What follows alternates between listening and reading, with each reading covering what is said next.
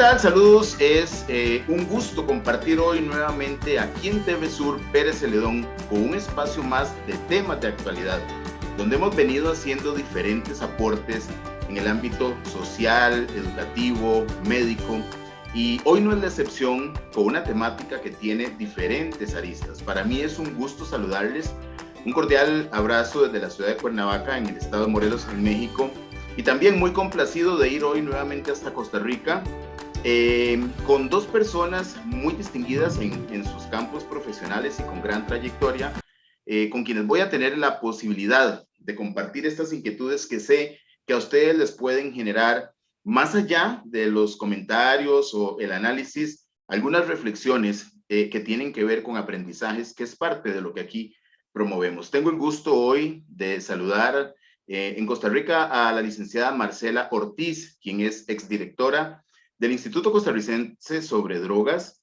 y también a la licenciada Mónica Navarro, vicepresidenta de la Asociación de Microfinanzas, un área muy interesante que está ahí y quienes siguen haciendo esfuerzos y trabajando, yo diría, en función del bien social, porque todo lo que se propone acá tiene un impacto importante en finanzas, en estabilidad y en otras áreas que hoy vamos a conocer. El tema que hoy nos convoca en este espacio, en TV Sur y en este aporte, es el tema de la exclusión financiera. Muchas veces lo hacemos como comentarios de pasillo, lo conversamos en las familias. Es que tengo una posibilidad de un negocio, quiero un crédito, me voy a comprar una casa. Y resulta que todo suena muy lindo desde el marketing inmobiliario, pero cuando yo llego a buscar las opciones para adquirir el bien, me parece que hay como dos mundos. Un mundo es lo que se ofrece y un mundo es algunas veces las limitaciones que tenemos en los alcances financieros, aquellas discrepancias entre, bueno, pero ¿cómo? Y yo creo que he escuchado muchas veces la pregunta, ¿cómo pretenden que yo compre un inmueble con un ingreso que me parece que es aceptable, pero el inmueble tiene un precio abismal en la capacidad y en la capacidad financiera de quienes pretenden adquirirlo? Entonces de eso vamos a conversar hoy y para mí es un gusto darles la bienvenida hasta San José y compartir aquí en TV Sur con este aporte que estoy seguro que va a ser del interés de todos. Así que bienvenidas. Gracias, un placer, don Manuel, estar en su programa de temas de actualidad. Un cariñoso saludo a usted y a su audiencia. Muchísimas gracias. Doña Marcela, un gusto también compartir con usted. Un placer, don Manuel, de verdad que muchísimas gracias por habernos tomado en cuenta y escuchar lo que podemos dirigirnos al público al que usted está dirigido en su estimable programa. Muy bien, vamos a empezar del gran tema porque cuando planteábamos la inquietud de este espacio, realmente, y esto es un tema, un espacio muy natural, muy de conversar, de plantear inquietudes. Una de las inquietudes que me surgió fue la palabra inclusión y exclusión. Y realmente creo que esa palabra está muy presente en los seres humanos hoy cuando hablamos de inclusión en muchas áreas, en todo lo que conocemos que hay ya en la humanidad como avances, pero realmente no la había pensado en el tema financiero. Y es que aunque lo vivimos como lo planteábamos al inicio, ¿cómo podríamos comprender desde la óptica de dos expertas a qué nos referimos con exclusión financiera? Sí, tal vez empiezo yo haciendo un pequeño cuento de mi vida propia que me pasó, como dice usted, hace muchos años. Yo quería emprender y hacer, poner una tiendita y me fui a un banco y les dije, pues aquí estoy yo quiero poner mi tienda, yo no debo nada, no tengo ningún problema. Y me dijeron, no, es que usted no es sujeto de crédito, porque usted nunca ha tenido deudas, no tiene récord crediticio. Y yo, pero eso no es más bien a favor, ¿no? Todo lo contrario, eso es un problema. Entonces, esa es la exclusión financiera. Entonces, cuando hablamos de inclusión y exclusión financiera, estamos hablando de cuáles son aquellos sujetos, ¿verdad? Aquellas personas que pueden tener acceso a las diferentes herramientas financieras que existen. Entonces, tenemos que dividirlas tal vez en dos grandes grupos. Tenemos la parte que es bancaria tradicional, ¿verdad? La banca tradicional y cooperativas y todos estos entes que están regulados por la SUGEF, ¿verdad? Que para poder estar ser sujetos de crédito entre ellos, pues tenemos que tener algunas características, como usted bien lo decía, ¿verdad? Y como me pasó a mí por experiencia. Entonces, tenemos que tener un trabajo, tenemos que tener un ingreso de cierta cantidad, mínimo, tenemos que tener un historial crediticio limpio, una capacidad, ¿verdad?, de endeudamiento aceptable, que son cosas que la gente a veces no sabe, ¿verdad? Y es un poco el problema que tenemos con la educación financiera en este país, que después podemos tocar ese tema que es muy interesante. Pero entonces, todos aquellos que no tienen esas características y para satisfacer sus necesidades, porque bueno, yo tengo necesidad como ama de casa para poder emprender y sacar adelante mi familia y quiero comprarme una plancha del pelo porque me voy a poner a alisar pelos todos los días y con eso no voy a comer a mis chiquitos. Entonces, esa plancha de pelo que vale $100, ¿verdad?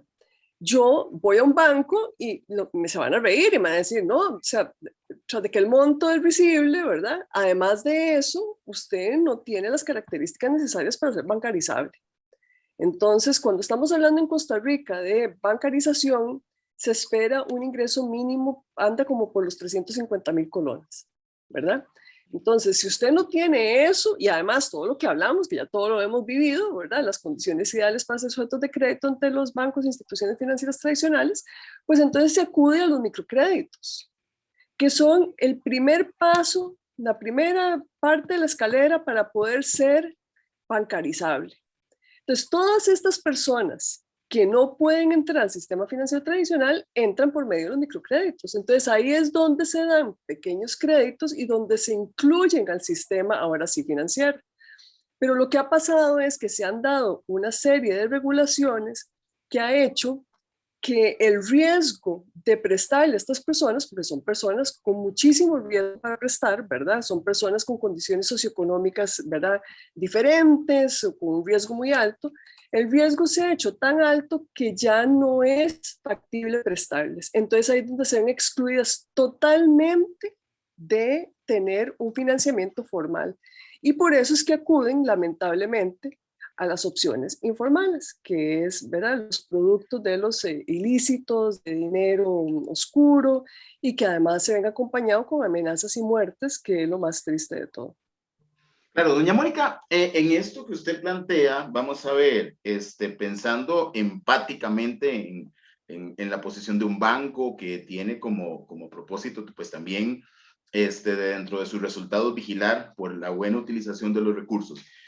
Se habla de que no hay tanto acceso a los créditos, digamos, convencionales por razones de su capacidad misma, pues son personas en la informalidad con el trabajo o con la intención de emprender, y hasta que haya recursos se puede ir pagando. Entonces, por esa parte, no entrarían, digamos, dentro del esquema de un crédito formal, si le pudiéramos llamar así, o de otro nivel o a otra escala. Se habla de los microcréditos como una posibilidad o una alternativa para personas que, digamos, en un entorno socioeconómico con aspectos por mejorar para mejorar su capacidad de pago, se les empiezan a dar, digamos, son sujetos de crédito. Como usted lo dijo, entran al sistema, se formaliza una primera relación probablemente con un crédito inferior o probablemente van a ampliar la exigencia en las capacidades de pago. Pero ¿tendrían razón los bancos en función de las estadísticas o las capacidades de pago de mantener esto todavía ahí, de manera que la exclusión no sea algo con alguna intencionalidad, sino más bien en respuesta a la no tan alta capacidad de pago que tiene este sector, para luego hablar un poquito de qué se propone con ellos? Porque la idea no es dejarlos ahí sin que emprendan, pero ubicados en esa, digamos, en esas características, con mucho respeto, ¿qué ha pasado, digamos, a la hora de tener acceso a los microcréditos para ir creando un historial crediticio que probablemente sea el que les dé acceso a un nivel superior? Exacto, excelente pregunta. Yo creo que aquí el tema es que en este país no tenemos una política de inclusión financiera. Entonces, como no tenemos una política de inclusión financiera, no tenemos ordenados a los soldaditos, ¿verdad? Y a las piezas. Entonces, yo creo que el banco no está haciendo mal su trabajo. su trabajo es de prestar créditos, de afianzarse de cierta forma por el monto de los mismos, ¿verdad? Todas estas entidades financieras trabajan con respecto a los riesgos, ¿verdad? Y así se rige el mercado financiero, ¿verdad? A mayor el riesgo, ¿verdad? Mayor la tasa debería ser, a menor el riesgo, pues más fácil el asunto. Entonces, yo no creo que es que esté haciendo algo mal el banco por no aceptar más gente y excluir, porque para eso están los microcréditos. El problema ha sido que como no hay una política nacional, ¿verdad? Y no hay un orden nacional, entonces se sacan regulaciones o se hacen ¿verdad? Conductas tal vez sin querer, la SUGEF o hasta los mismos ¿verdad? Diputados, en donde hacen una exclusión sin así quererlo. Y yo creo que verdaderamente eso fue lo que pasó con la ley de usura crediticia. Lo que pasó con la ley de usura crediticia, yo no creo que los señores diputados hayan pensado, sí, ahora vamos a excluir a 300.000 personas por año para que no puedan tener gota a gota. Yo estoy segura que no, ¿verdad? Pero precisamente, ¿verdad? El no manejar cuál es la importancia del microcrédito, porque además hay una injusticia todavía peor, que es que a los microcréditos se les han llamado usureros y garroteros, ¿verdad? Cuando en India, por ejemplo, y en otros países, son los salvadores, ¿verdad? De la formalización crediticia, ¿verdad? Son los que incorporan a esas clases más debilitadas a poder surgir y poder ahora sí entrar al sistema financiero. Entonces yo creo que es como una mezcla, ¿verdad? Pero yo sí creo que todo el mundo tiene su espacio en este patio para jugar, ¿verdad? Claro. El asunto es cómo hacemos para dividirnos. Claro.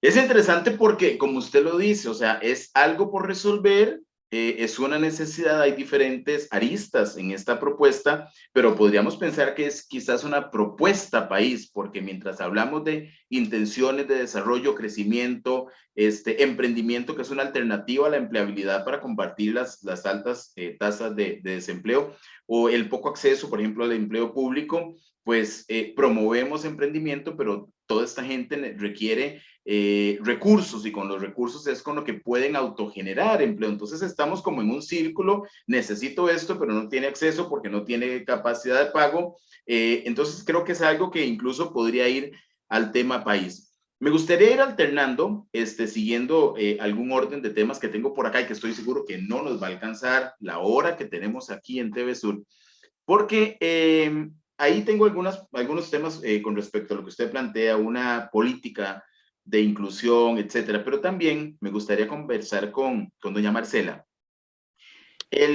No tengo acceso al crédito del primer escalón, el microcrédito tampoco, y esto hace que la gente no se quede cruzada de brazos. Uno de los temas que los seres humanos enfrentamos cuando tenemos una situación financiera es aquel que aparece como el redentor a darnos un vaso de agua ante la sed financiera. La sed financiera es algo tremendo que incluso ataca temas emocionales en los seres humanos. O sea, la salud emocional se ve muy afectada por temas de endeudamientos, préstamos, deudas, cobros, etcétera. Y probablemente en alguna medida cuando aparecen otras propuestas que no están reguladas o incluso lícitamente establecidas, hay un salto a esa alternativa como una vía fácil.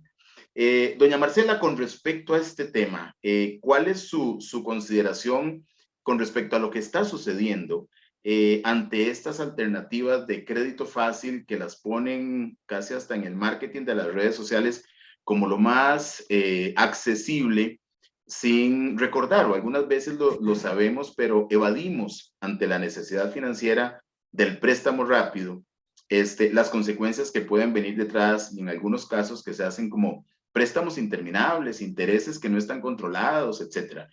¿Qué hay de esto en la realidad, doña Marcela? Sí, correcto. Bueno, de todo lo que nos explicó Mónica, lo que podemos rescatar es exactamente quiénes son los que quedan, no, vamos a ver, quiénes no pueden entrar al sistema financiero formal, ¿verdad? O ni siquiera pueden llegar a un microcrédito. ¿Por qué? Porque no tienen requisitos, como por ejemplo que nos ponía Mónica ahora, el ama de casa, ¿verdad? La señora que quiere emprender. Esas personas no tienen un historial crediticio, no tienen una garantía para poder pedir un préstamo formalmente. Entonces, ¿qué les queda? Pues lo que se encuentran en la calle. Los famosos anuncios esos que vemos en todos los postes, ¿verdad? Y que le dicen a la gente, tome, aquí está mi número y le llevo el dinero a su casa. Esa Hasta parte, Express es el servicio. es Express. El dinero llega express, pero también el cobro, que es ahí donde está lo malo, ¿verdad? Porque en realidad facilitar un préstamo a una persona es simplemente un contrato entre partes privado, ¿verdad? No hay nada malo hasta ahí. La forma de cobrar es donde está el ilícito, ¿verdad? Porque en muchas ocasiones es un cobro de una extorsión, a través de una amenaza, a través de una lesión, que ya ahora ni siquiera es a la persona que va a pedir el crédito, ¿verdad? Si Marcela fue y pidió el crédito, van y le cobran a la mamá, al papá, a los hermanos, amenazan a sus hijos, le indican, ya saben en qué colegio está su hija, ya saben en qué colegio está su hijo, ¿verdad? Ya sé dónde trabaja su esposa, ya sé dónde trabaja su esposo, o su papá o su mamá. Entonces eso, ¿verdad? Es eso lo que queremos regular. Si bien es cierto, la parte que nos acaba de explicar muy bien doña Mónica, va a regular todo lo que es la inserción al sistema financiero o a la inserción a poder ser sujeto de crédito, aunque sea un crédito mínimo, como para poder comprar una olla o una plancha de pelo. La otra parte, la parte criminal, la parte penal también la tenemos que valorar. Y es desde ahí, ¿verdad? Nosotros tenemos una comisión dentro del Colegio de Abogados que se llama Comisión contra el Crimen Organizado y la Seguridad.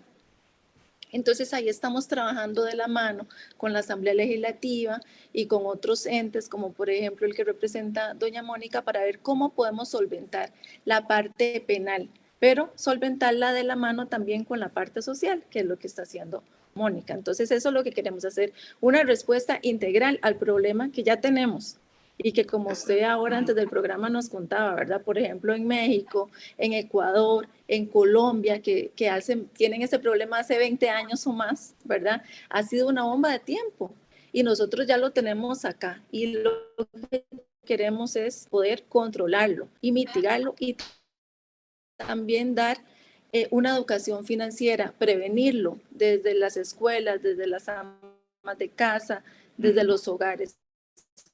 ¿Cómo podemos hacerle entender a la gente de que no es tan fácil, ¿verdad? Como se lo pintan, no es tan lindo como que le lleven el dinero hasta la casa, porque después de eso es cuando vienen los problemas. Muy bien, vamos a ir a un corte y regresamos con la licenciada Mónica Navarro y Marcela Ortiz, donde apenas en este segmento estamos abordando tantas cosas que confabulan en la problemática principal, porque tiene que ver con el tema de seguridad, con el tema social en realidad.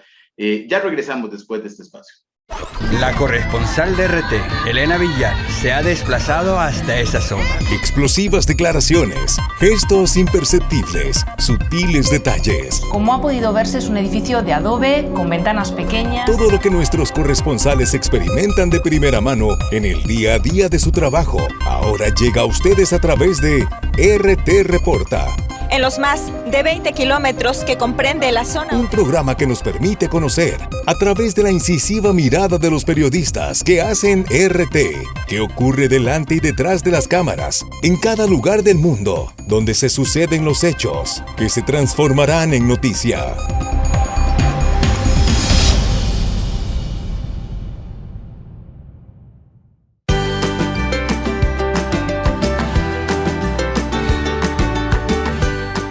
Gracias, estamos de vuelta hoy con un tema muy interesante que es la exclusión financiera.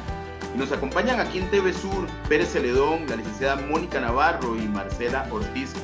Ellas representan a doña Marcela, exdirectora del Instituto Costarricense sobre Drogas, y doña Mónica, la Asociación Costarricense de Microfinanzas. Entonces estamos en este conversatorio enlazando el tema financiero, posibilidades, emprendimiento, economía, seguridad. Hay muchas cosas que al margen de esta conversación salen, porque podríamos extenderlo en cada una como un tema aparte, pero bueno, vamos a ir abordando algunas cosas y doña Marcela nos hacía una introducción ya a la repercusión de lo que lleva este tipo de créditos que son bastante conocidos. Yo creo que muchos hemos escuchado de eso, pero también como cuando el terapeuta dice, aquí está la conducta, pero ¿cuál es la causa? ¿Qué se trabaja de raíz? Entonces, doña Mónica nos planteaba antes del espacio del tema de una política inclusiva. Vimos un panorama de los niveles de crédito, el acceso, las posibilidades, las condiciones y el buen trabajo que hace el banco. Doña Mónica, conociendo esas realidades, ¿cómo visualizan una política de inclusión? ¿Hay experiencia de otros países? ¿Qué se pretende? ¿Qué se ha hablado a nivel político? ¿Hay voluntad política? Porque al final, digamos, la rectoría de los bancos, pues es un tema, aunque haya autonomía, pues es político de alguna forma. ¿Qué hay en Costa Rica con respecto a esto? Y luego nos vamos a referir un poquito a la ley de usura, que ya fue conocida con aquellos temas de los altos intereses de las tarjetas, porque el tema también es un tema social de endeudamiento. Si habláramos de endeudamiento y pudiéramos sacar una estadística, hay un gran compromiso financiero de una gran parte de la población. Pero concretamente, con política inclusiva, ¿cómo se visualiza? ¿Dónde estamos? ¿Qué queda por hacer? ¿Cuándo va a salir una propuesta? Cambiamos de autoridades de gobierno. Ustedes tienen enlace con personas de la Asamblea Legislativa. Es un colegio profesional, el de abogados, el que también interviene. ¿Dónde estamos? ¿Qué queda por hacer? Sí, el tema de la inclusión financiera es nuevo, ¿verdad? No es algo que exista. Nosotros siempre estamos acostumbrados en Costa Rica a tener política socioeconómica, política social nada más, ¿verdad? Política ambiental, pero nunca hemos hablado sobre la inclusión financiera. Entonces, es algo nuevo. Nosotros estamos muy complacidos con una propuesta de ley que está planteando doña Daniela Rojas, del Partido Unidad Social Cristiana, en un proyecto de ley que se llama de inclusión social financiera, en donde ya se incorpora como política nacional la inclusión social financiera. Entonces se pone a nivel de Presidencia de la República bajo la primera vicepresidencia. Entonces ya ahí tendríamos un sistema país en donde podamos ordenar, como hablábamos antes, ¿verdad? ¿Cómo vamos a jugar en este arenero todos? ¿Cómo lo vamos a hacer? ¿Cómo vamos a ir incluyendo a las personas, estas que hablaba Marcela, estas personas que del todo no están llegando y a veces no llegan, no porque no sean objeto de un microcrédito, es que ya culturalmente no creen que son objeto de nada, ¿verdad? Viven en un estado de desesperanza, pienso yo, y de desesperación en muchos casos, que no se creen ni siquiera dignos para poder llegar a tocar esa puerta, cuando perfectamente podrían llegar y empezar chiquititos. Y seguimos en el ejemplo que le daba la señora que se compra la plancha para planchar el pelo, y es un crédito de 60,000 colones, cuando lo paga le aumentan el límite a 200,000, entonces ya se compra la secadora y los rulos, y ya cuando se vio, ya está pidiendo para ponerse su salón, ¿verdad? Entonces es una cuestión de cómo hacemos para ordenar el asunto de tal forma de que primero tenemos que tener mecanismos formales, ¿verdad? Para poder tener nosotros inclusión. Entonces esos son los microcréditos, son los créditos ya a nivel bancario, eso tenemos que tenerlo bien ordenado. Después tenemos que tener educación financiera. ¿Por qué? Porque la gente tiene que saber no solo cómo ahorrar y no solo cuál es la capacidad, ¿verdad?, de pagar, sino además también de que tiene posibilidades y a dónde son las posibilidades y cuáles son los lugares seguros para poder obtener créditos, ¿verdad? Porque también hay otra cosa que no hemos hablado. ¿Cómo sabe la gente? ¿Se está informando la gente de cuáles son formales o no? ¿Sabe la diferencia entre los formales y no? Yo no sé si la gente que ve estos pósters o los postes, ¿verdad?, que hablan sobre el EPRESTO, no sé si la gente de verdad entenderá que son informales, ¿verdad? Y puede ser que no todos sean bajo amenaza, ¿verdad? Que no todos sean el gota a gota, ¿verdad? Ya delictivo. Pero el solo hecho, perdón, de altos intereses que se hacen algunas veces interminables y que comprometen pues hasta la misma estabilidad del negocio, porque con tal de abrir, asumen compromisos que después no son sostenibles, no pueden renegociar una deuda. Exacto, exacto. ¿Y cuál es el problema? Todas las regulaciones que existen, y no solo en este campo, en todos los campos, ¿verdad?, y todos los sectores que existen en el país, las regulaciones a los que rigen son a los formales, siempre. ¿A quiénes son los que van a ir y ponerles la inspección y determinar si son usureros, ¿verdad?, si hay una usura? aplicada porque hay un delito de usura, y solo los formales, porque los informales no hay forma de cómo llegarles.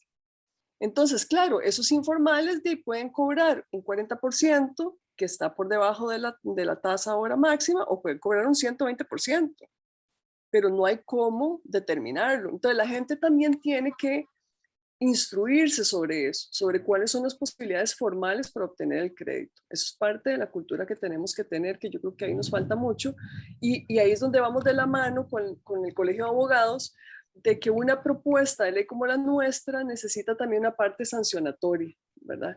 Y la parte sancionatoria, ¿verdad?, necesita también de algo social y de educación, porque si no, de nada más, como decimos popularmente, es volar garrote, y de eso no se trata, ¿verdad? No nos alcanzarían las cárceles para meter a todos, y no es la idea. ¿Quién está en la rectoría de este proyecto actualmente? ¿Es la diputada de la Unidad Social Cristiana? ¿Es el Colegio de Abogados? ¿Estamos cambiando de gobierno? ¿Qué se había hecho antes? ¿Qué ecos había tenido esto en la Asamblea anteriormente? ¿Y qué experiencia tomaron del pasado para llegar a un nuevo Congreso?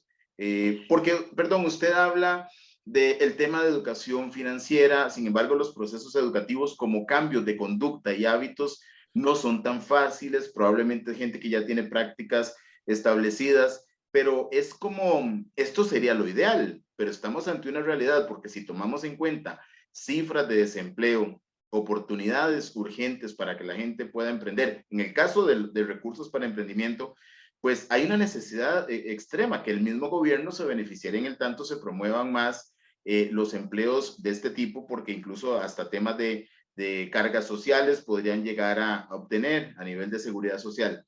Pero ¿quién está rigiendo esto? O sea, si estuviéramos con una escala de 1 a 10, donde 10 sería lo ideal como proyecto, ¿dónde estamos hoy? ¿Y de quién depende que eso avance? El proyecto está recién empezando, entonces estamos como en 1, porque el proyecto lo acaba de presentar doña Daniela, que ella es la que propuso el proyecto, doña Daniela Rojas, y está por ingresar a la Comisión de Mujer, porque es un proyecto muy enfocado a la mujer, a las personas sin historial crediticio y a las microempresas. Entonces está apenas empezando su camino por la Asamblea Legislativa. En el gobierno pasado, lamentablemente, fue cuando se dio la promulgación de la ley contra la usura crediticia, y ahí fue el diputado Wilmer Rojas Wilmer Ramos, perdón, el que lo impulsó. Entonces había cero posibilidad ¿verdad?, de hacer una apertura en ese sentido. Pero yo creo que estamos en un buen momento para que este proyecto sea el inicio de una buena inclusión financiera, y hacer una política que nos ayude a todos. Y hablando tal vez ahí un poco, usted decía de cuántas personas excluidas, es muy triste, porque son de alrededor de 70,000 personas excluidas por año, solamente los microcréditos. Y ya el Banco Central había dicho que se habían excluido 180,000 del sistema bancario tradicional. Entonces, son sumas alarmantes, ¿verdad?, de personas que están recurriendo, me imagino, ¿verdad?, a los créditos informales, porque la gente no deja de tener necesidades. Claro, y surgen cada vez más. Cuando el desempleo aumenta, la necesidad también permanece e incluso se incrementa. Ahora, una política en este caso, pensando en lo que se plantea, bueno, es la primera vez que camina por la Asamblea Legislativa, no hubo tanto en otra administración, hablemos de la más reciente, más que la ley de usura, empieza a dar pasos, y creo que el tema de exclusión podría generar algún eco para la sensibilidad, porque realmente hay necesidad de trabajar en el tema.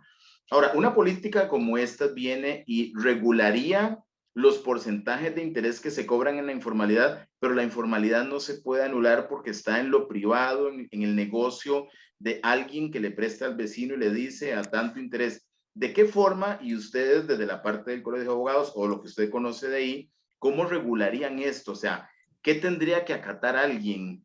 Porque siempre queda como un porcentaje de gente que en lo oculto podría manejar sus préstamos y mantener este tipo de, digamos, me parece más bien es algo no tan controlable. Sí, yo pienso que la informalidad no se puede quitar, ¿verdad? Es parte del ecosistema, ¿verdad?, de cualquier país, hasta el más evolucionado, ¿verdad?, de primer mundo, siempre van a tener informalidad. En los últimos años se ha visto acrecentada no solo por la ley de usura, sino por el mismo COVID, ¿verdad? La gente pues quedó sin trabajo, busca cómo emprender, pero tiene que ganar, entonces busca formas de obtener ingresos para poder emprender. Yo creo que la política debe de primero empezar con un análisis concienzudo de cómo vamos, primero, si es necesario establecer límites, que puede ser que digan sí, nosotros no estamos en contra de que haya límites para las tasas de interés. Sí creemos que los límites las tasas deben ir con relación al riesgo. Entre más riesgo, pues mayor debería ser la tasa, entre menor riesgo, pues menor debería ser la tasa, ¿verdad? Porque así trabaja el sistema. Pero sí creemos que, por ejemplo, lo que se está aplicando ahora no tiene un asidero técnico que sea sustentable. Nosotros nos gustaría saber, por ejemplo, qué piensa el Banco Central sobre la forma en que se está aplicando o la forma en que se desarrolló esa tasa máxima. Entendemos que ellos no tuvieron opinión, no tuvieron que ver en cómo está ahora la tasa desarrollada. Entonces son cosas que en una política se sentarían los actores, esperaría yo, incluso sector privado, sector público, su jefe, MAKE, que tiene que ver en esto también, y la presidencia de la República, decir, ok, ¿qué vamos a hacer? ¿Qué necesitamos en este país para que la gente llegue a tener su trabajo, un buen ingreso y una buena calidad de vida? ¿Ve? Necesitamos que la gente tenga un acceso a un crédito, que el crédito sea formal. ¿Cómo vamos a hacer eso? ¿Verdad? Eso es un orden desde el cero. Necesitamos a lo mejor una ley de microfinanzas, no existe. Entonces, a lo mejor necesitamos ahora sí, no un parche, sino una verdadera ley en que ordenemos cómo vamos a hacer esa transición. Puede ser que determinemos en ese momento que no necesitamos topes, ¿verdad? Ahora como está muy de moda el liberar algunas cosas en el Colegio de Abogados, estuvimos hablando sobre la liberación de los aranceles, pero bueno, puede ser que digan, no necesitamos eso, lo que necesitamos es a lo mejor más fiscalización, ¿verdad? Entonces, pero eso tenemos que discutirlo, ¿no? Porque no hemos ni siquiera llegado a la discusión, ¿verdad? A alguien se le ocurrió algo, los diputados con muy buena fe lo aprobaron, pero eso no es un plan, ¿verdad? De inclusión financiera. Muy bien, vamos a ir a un corte y regresamos con la licenciada Mónica Navarro y doña Marcela Ortiz. Aquí en TV Sur, en temas de actualidad, hablando hoy de la exclusión financiera y algunas de las consecuencias que esto tiene en diferentes ámbitos personales y el ámbito social en general. Ya regresamos. Políticos, deportistas, artistas, gente de las más variadas esferas, son quienes les cuentan historias de su vida en la serie de programas Entrevista. Con los periodistas de la cadena RT, conocerán a importantes personajes, creadores de las noticias de la actualidad. Juntos, descubriremos un lado desconocido de gente famosa, historias de los ídolos de todas las generaciones, contadas desde un punto de vista diferente.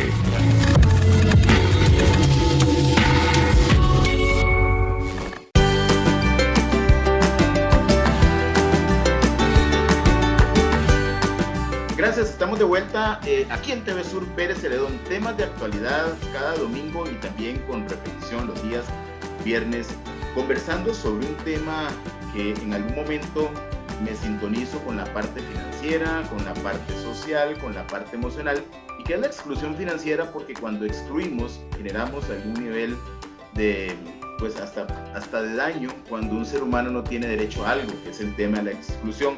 Y así como hemos hecho conciencia como país y en la sociedad para trabajar la exclusión, hoy compete hablar de la exclusión financiera. Un tema difícil, un tema complejo, porque vamos a ver, es un tema de capacidades de pago, y si la misma capacidad de pago, por más voluntad que un ser humano tenga, no es, pues probablemente va a haber comprometido su historial, y es ahí donde se da digamos un círculo, y creo que es el que han venido aplicando los bancos o entidades financieras que regulan. Muy interesante en el primer segmento cuando decía usted que alguien que nunca ha tenido deudas llega y dicen, pues no tengo tanto historial suyo. Bueno, el historial sería que no he debido, que no me he metido en un problema, ¿verdad? Porque a veces la lucha más bien es, ¿cómo está mi SUGEF? Ya me lo actualizaron, ya gané un punto para arriba, a ver si vuelvo a ser sujeto de crédito. Entonces es la lucha contraria, y por portarse bien a veces no hay opción para ser sujeto de crédito. Ahora, una política de inclusión, como dice usted que lo está planteando la señora diputada, que creo que más allá de un color político, es un color de país cuando se busca el bien mayor, el bien social. ¿Tiene o visualizan ustedes que una flexibilidad por parte del Estado quitaría posibilidades también a quienes practican la usura en los préstamos privados para que la gente no tenga que recurrir a ellos? ¿Qué visualizan? O sea, ¿ha conocido más de lo que se propone de la letra menuda en esta política? Y continuaremos luego también alternando el tema desde la parte del impacto de los préstamos informales con doña Marcela. Doña Mónica. Sí, yo pienso, podemos tal vez tener una perspectiva de qué es lo que está pasando, ¿verdad? En el proyecto de ley de la usura, lo que hace es poner un tope máximo para lo que se pueda considerar un microcrédito, que es 1.5 salarios bases, está como en 640,000. Entonces, más allá de eso, no se considera un microcrédito, ya es un crédito y entraría a otro tipo de instituciones para su tratamiento, ¿verdad? Entonces, eso fue una de las cosas que se reguló ahí. Y la segunda fue una tasa máxima.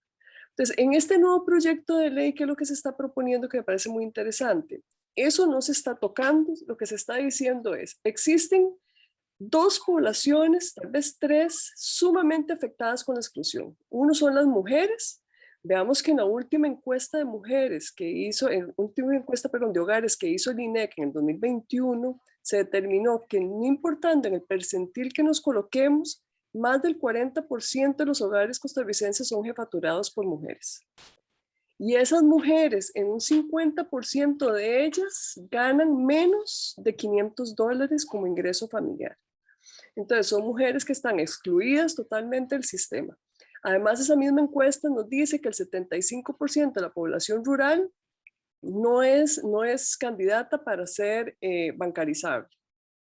Entonces, tenemos poblaciones en riesgo que ya per se van a caer fuera del sistema. Entonces, nosotros a la hora de poner una categoría especial de mujer, microcrédito mujer, con una tasa un poco más amplia, ¿verdad? Para poder entonces incluir mucho más personas al sistema, una categoría de personal sin historial crediticio. Es muy importante esta porque estamos señalando por primera vez, me parece, esta categoría de personas, como el ejemplo que di yo al inicio, ¿verdad? De personas que están limpias, que no han hecho nada, ¿no? Ni una cuenta de ahorro, la plata bajo el colchón y se acabó. Entonces, con eso nosotros, el proyecto me parece, y por eso que lo estamos apoyando, estamos creando un embudo mucho más amplio para que entre más gente a la plataforma de microcréditos, ¿verdad? Entre menos tengamos posibilidad de tener una tasa más amplia, menos riesgo podemos asumir como empresas de microcrédito, ¿verdad? Porque entonces aquellas personas cuyo riesgo es muy alto, no vamos a poder prestarle, lamentablemente. Entonces, un 20% de las personas que antes sí le prestábamos están excluidas solo por estas en este momento. Claro. Sí. Usted lo plantea muy bien. No están ustedes buscando una alteración en las facilidades crediticias porque dependerá siempre del respaldo, capacidad de pago, historial, etcétera, pero sí ampliar un poco esa brecha para que más personas que sí, bajo un estudio diferente quizás, pudieran tener acceso y pues mayoritariamente temas de emprendimiento, mujeres jefas de hogar y pues ahí irían otras personas que se involucren. Esto también desde la parte de los resultados que se dan cuando no hay estas posibilidades, lo planteaba doña Marcela, pues llega a la informalidad, no solamente de situaciones muy dolorosas, sino también de, vamos a ver, casi unos encadenamientos permanentes a créditos que nunca se acaban o que el interés hace que las familias se ahoguen. Y en estos círculos sucede mucho que el alto interés, por lo que resultó ser en algún momento de fácil acceso, compromete que alguien vaya a buscar el segundo o el tercero para ir supuestamente pagando en fila para pagar el anterior y se hace una bola de nieve que no acaba. Entonces termina la gente necesitando la famosa el famoso préstamo para la liquidación de todos los mini préstamos, pero es como la suma de muchas situaciones que convergen ahí. Doña Marcela, usted nos planteó ya esa realidad que se está viviendo con respecto a situaciones dolorosas y críticas como resultado de la informalidad en los préstamos. ¿Qué se ve en el ambiente costarricense ya como realidad muy palpable? ¿Hay alguna estadística con respecto a gente que ya está en esta condición? ¿Qué se está dando? Sí, correcto. Bueno, definitivamente esto va en aumento. Ya a esas alturas del año tenemos un poco más de 300 denuncias solamente por esa extorsión, ¿verdad? Que está detrás de estos préstamos llamados gota a gota o préstamos informales, callejeros, como le queramos llamar. Pero esto va en aumento y eso que hay una gran cifra negra de las personas que no denuncian, ¿verdad? Que aprovecho la oportunidad de todos aquellos que nos están escuchando de que por favor denuncien cuando se ven amedrantados, ¿verdad? Su integridad física, la de su familia, cuando se ven extorsionados por estos cobradores que en muchas ocasiones ni siquiera son los que hicieron el préstamo, sino que ellos dicen que venden el préstamo, venden la cartera, ¿verdad? A otros, que son esos otros, son los cobradores, entonces vienen con nacionalidades ya famosas, ¿verdad? A amedrentar a las personas que pidieron ese crédito, que como usted dice, se convierte en una bola de nieve, porque en muchas ocasiones el crédito necesita ser pagado con otro crédito y otro crédito y al final, bueno, no sabemos, ¿verdad? La cifra última que llegó y las personas se ven sumamente necesitadas a acudir más y más veces a esta forma de poder obtener un préstamo. Pero lo que está detrás, ¿verdad? Que era lo que le decíamos, en sí la figura del préstamo no es lo ilegal, es en sí la forma de cobrar ese préstamo. Entonces, por ahí es lo que nosotros estamos acompañando con otro proyecto que es distinto al de la licenciada Mónica. Es otro proyecto que lo que va enfatizado, encaminado es a criminalizar todas esas propuestas de cobro, ¿verdad? De estos famosos préstamos gota a gota, como esa extorsión, como esa lesión, como esa amenaza, la podemos convertir, la podemos transformar, la podemos catalogar como un delito de crimen organizado, porque es eso, ¿verdad? Detrás de todo esto está la asociación del crimen organizado, son empresas, son empresarios que muy presumimos, no tenemos todavía una línea muy clara, pero presumimos que ese dinero puede venir inclusive de la legitimación de capitales, ¿verdad? Del narcotráfico y de otros delitos catalogados como de crimen organizado. Entonces, por ahí eso es lo que queremos cubrir a través de este nuevo proyecto que iría de la mano con el de doña Mónica para cubrir y criminalizar, penalizar todas esas actividades que están detrás del préstamo de gota a gota o préstamo informal. Claro, usted habla de un nuevo proyecto. Obviamente, al hablar de proyectos, creo que serían propuestas en la corriente legislativa. ¿Es un proyecto que se presenta también en esta administración o es un proyecto que ya tiene camino andado? No ha caminado, ni siquiera está gateando, porque estamos haciendo todos los estudios técnicos jurídicos, ¿verdad? Porque precisamente lo que no queremos es tener una ley más. Eso no, porque ya sabemos que en muchas ocasiones ni siquiera veamos el ejemplo de la ley de la jurisdicción de crimen organizado, ¿verdad? Que está desde el 2017, estamos en el 2022 y no ha podido nacer, no se ha podido materializar porque no tiene contenido presupuestario. Entonces la idea no es hacer más leyes, sino más bien la idea que tenemos nosotros con este nuevo proyecto, que estamos apenas, como le digo, esbozando, ¿verdad? Es apenas una lluvia de ideas con expertos, no solamente en derecho penal, sino en derecho mercantil y en derecho civil, porque esto es un todo, queremos cubrir. Esos estudios apenas los estamos haciendo y estamos planeando que más o menos para dentro de un mes exactamente tendríamos el proyecto listo para ser presentado en la Asamblea Legislativa. Entonces es sumamente bueno. ¿Dónde nace la inquietud? En el instituto que usted ha dirigido, Costarricense sobre Drogas. ¿Quiénes se organizan? ¿Quiénes plantean esto? ¿Con quiénes han conversado a nivel legislativo para buscarle ese acceso a cuesta de moras?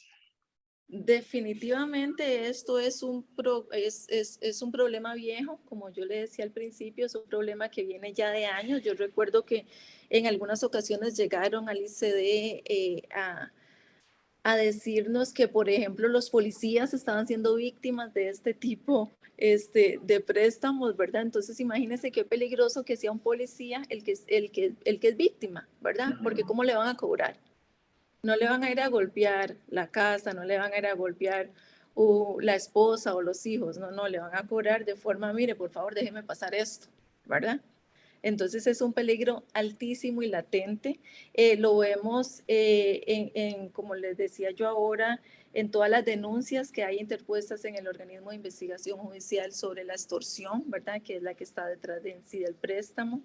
Entonces por ahí es un problema que está a voces, todo el mundo está levantando la mano a que por favor ayudemos desde algunos sectores a poder regular esta problemática, y entonces por ahí ya hemos conversado, por ejemplo, con la Comisión de Narcotráfico de la Asamblea Legislativa, que ellos están anuentes a recibirnos el proyecto, y hoy precisamente tuvimos una reunión con ellos en la mañana, y por supuesto que están esperando nada más que llegue, pero como le digo yo, la idea es que llegue algo totalmente muy, muy fortalecido, que no simplemente llegue una idea que sabemos que nos la van a votar por ahí o por allá, ¿verdad? Sino que llegue algo muy fortalecido, algo integral, y que vaya, por supuesto, a ayudar a toda esa gente que en este momento está en graves problemas, don Manuel, porque es que algunos de los integrantes de la comisión inclusive los han llamado conocidos o familiares que por favor le ayuden de alguna forma, porque ya no saben cómo salir, porque van y piden un préstamo de 100,000 colones y luego necesitan otros 100,000, otros 500,000, otro millón, ¿verdad? Para poder pagar, porque si no le están amenazando día con día a su familia, y los intereses son monstruosos, intereses que inclusive cobran de forma semanal, ni siquiera es mensual. Entonces esto de verdad que es interminable, es un círculo totalmente vicioso. Entonces nosotros queremos cortar con el círculo vicioso y transformarlo en un círculo virtuoso a través de otras iniciativas, como por ejemplo la de la asociación que representa Mónica. Entonces es eso lo que queremos hacer, precisamente hacer el trabajo, pero bien hecho. Muy bien, vamos a ir a un corte y regresamos con el último segmento aquí en TV Sur Pérez Celedón, con este tema tan interesante de la exclusión financiera, y dos destacadas participantes quienes nos acompañan hoy, generando una reflexión. Yo creo que es tan amplio que generan reflexiones para pues, el mucho pensar de la gente, y también generando una expectativa muy positiva sobre proyectos de ley tan importantes que se están presentando. Ya regresamos. Vive más. Conecta a la audiencia con las motivaciones más profundas de sus invitados, sus triunfos, desafíos y luchas por alcanzar sus sueños.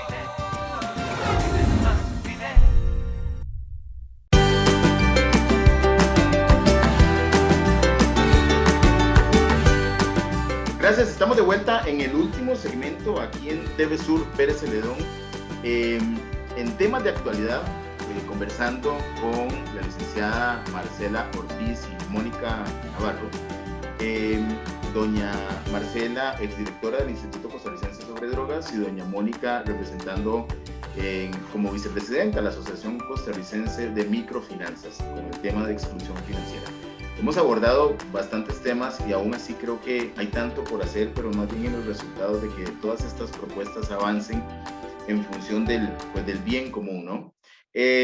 Vamos a ver, con respecto al tema de la usura, doña Mónica, me gustaría que nos contara un poquito qué ha pasado con eso. Hace algún tiempo recuerdo que sonó mucho en Costa Rica la ley de usura, cuando se habló de los altísimos intereses, sobre todo en materia de tarjetas de crédito que se planteaban, porque siempre ha habido esa diferencia, vivienda y crédito, pero que lamentablemente son de muy alto consumo, porque si nos vamos a las cifras, que no las conozco hoy, de endeudamiento por tarjetas de crédito, en la espiral interminable de los intereses que nunca acaban, bueno, pues los intereses están fijados, del saldo que nunca acaba, porque el pago mínimo compromete una extensión de pago, pero no realmente una reducción de deuda. ¿Qué ha pasado con la ley de usura? ¿Qué afectó? ¿Ha traído beneficios? ¿Han aprendido los ciudadanos, cree usted, a manejar mejor las finanzas o hemos aprendido? ¿Qué hay de esa ley?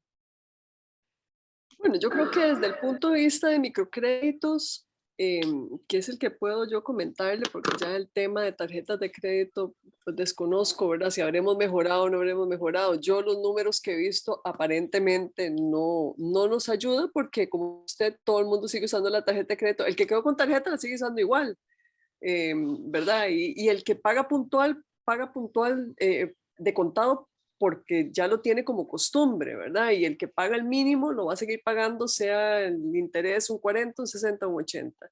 Pero en el término de microcréditos, como le estaba comentando antes, sí tuvo un impacto muy negativo la ley contra la usura crediticia. Y esto se debe a lo que conversábamos de que la tasa impuesta máxima es muy baja.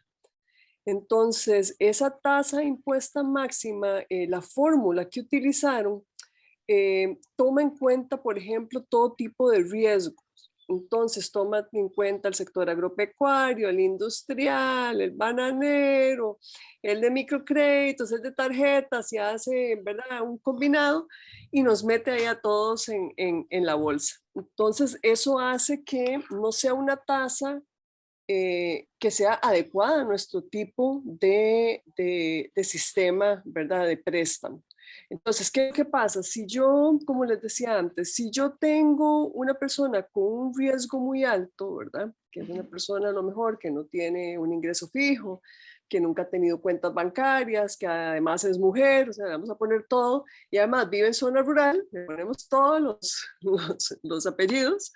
Esa persona posiblemente después de la entrada de la ley de usura no vaya a calificar para un microcrédito, porque simplemente esa amplitud dentro de la tasa ya no me da la posibilidad de asumir ciertos riesgos en mi cartera crediticia. Entonces es muy Pero tengo una triste. inquietud, Sí. quizás no lo tengo claro. Vamos a ver, se supone que la ley de usura venía a regular los intereses para que no fuesen los que eran hasta ese momento y la gente no se viera comprometida a pagar más de lo que justamente se pensaba por un grupo de expertos que tenían que pagar.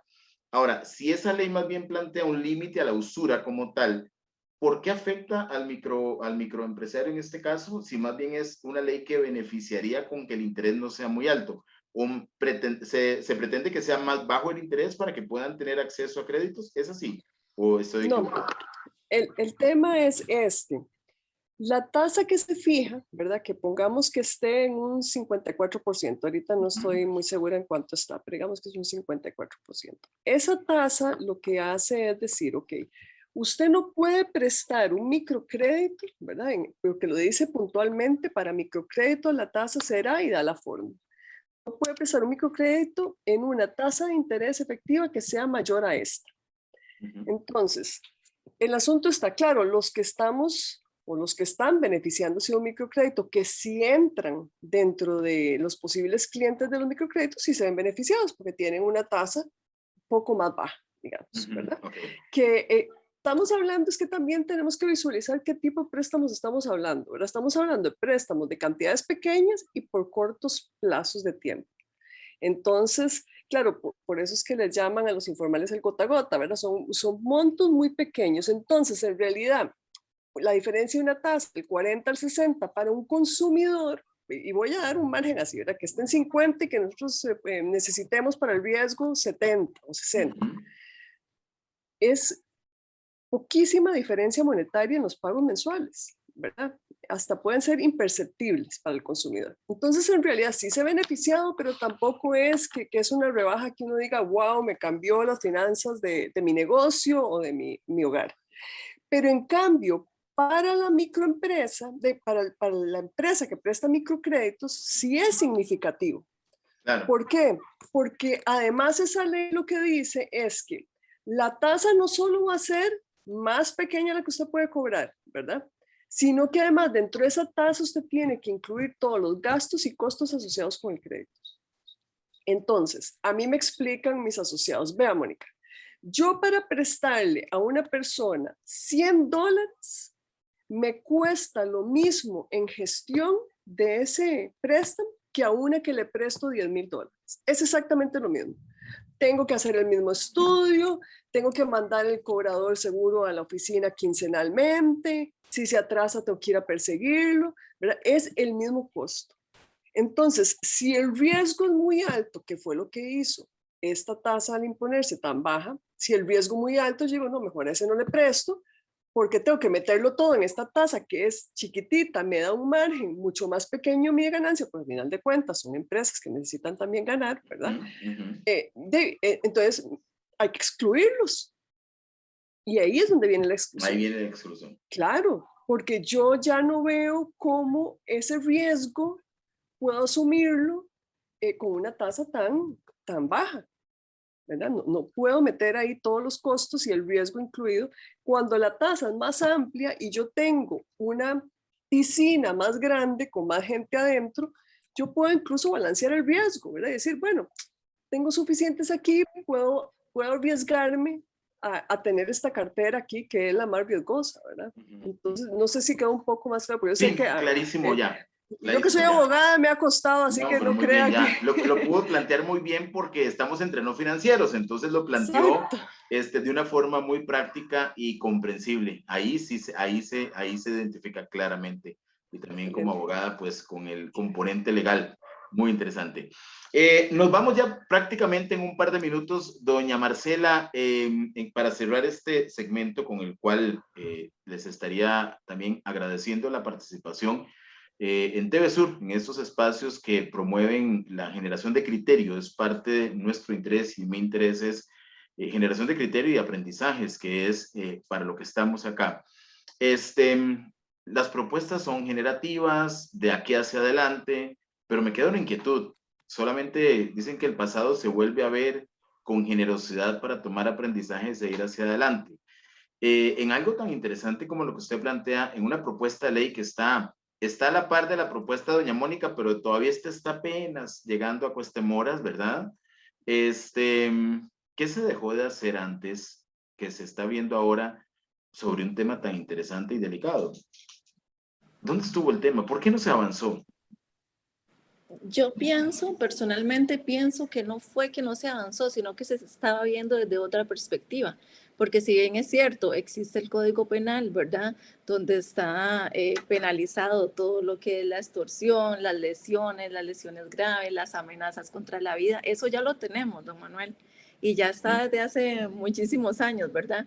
Ahora lo que estamos viendo es esta nueva dinámica criminal, que es como a través de una figura que no es ilícita, porque no es ilícita, simplemente no está regulada, ¿verdad? Que la del préstamo ahí de la esquina. Estamos hablando de lo legal y lo moral.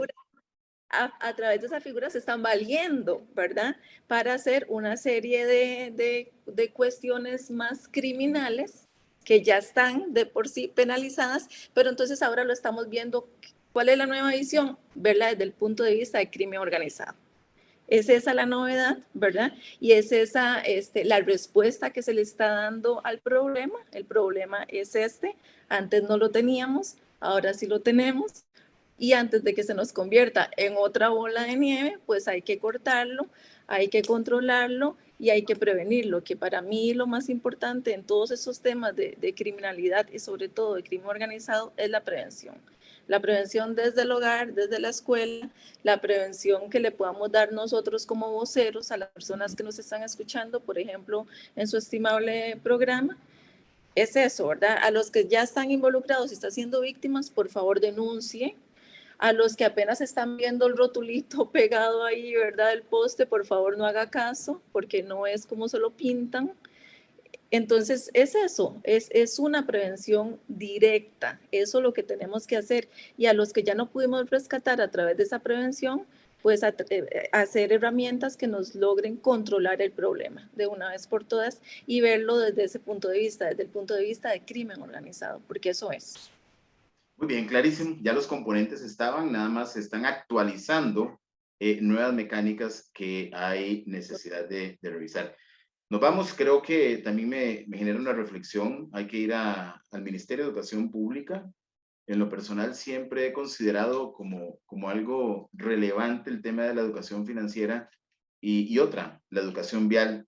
somos adultos cuando aprendemos a muchos temas de la educación vial, hasta cruzar una calle, respetar señales, cuando se puede hacer desde la infancia. Hay tantos espacios en la educación como proceso para generar cambios de conductas. La educación, si no genera cambios de conductas, probablemente algo no se está haciendo bien, y la sociedad demanda la formación en educación vial, porque también hay estadísticas muy crueles, y eso se puede prevenir con educación. Y pues la parte financiera, que aunque en algunos casos no se llega a estos extremos, hay muchísima gente comprometida y sufriendo, pasando angustias por los temas financieros que les comprometen. Pero bueno, muchísimas gracias a ambas por estar aquí en TV Sur Pérez Celedón en temas de actualidad. Siempre tendrán ahí el espacio para compartir cualquiera de las inquietudes, avances en los proyectos o lo que tengan a bien compartir desde la asociación o cualquier otra organización que representen. La idea de estos espacios es aprendizaje y reflexión. Así que ha sido un gusto también a las personas que nos han acompañado y nos vemos la otra semana. Muchas gracias y que tengan un bonito día. Gracias a ambas. Gracias.